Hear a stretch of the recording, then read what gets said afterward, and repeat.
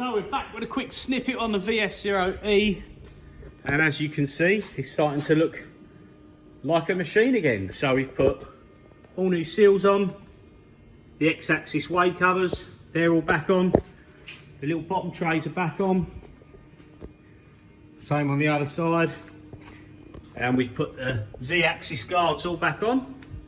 So yeah, actually starting to look decent again. Let's just jog the Z up, or let's G28 the Z. Look at that.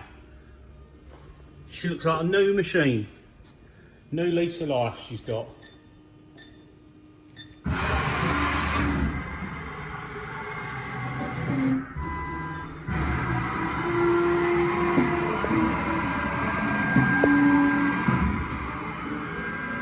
All clean and all shiny.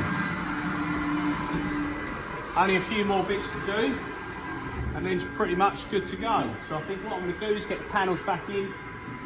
Everything on the head is done. We're going to get the head cover back on, and then I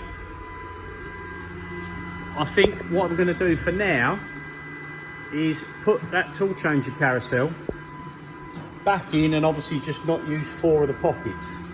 So I'm going to have it as a 16 tool for the moment, just to get it fully working and sealed up and everything done, so we can test it with some cuts and stuff like that.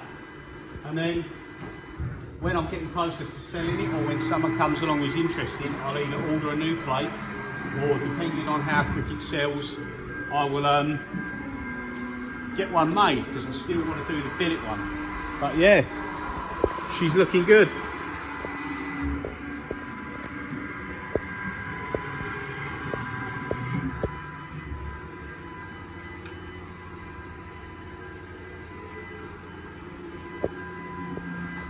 Like a different machine compared to when it turned up, that's for sure.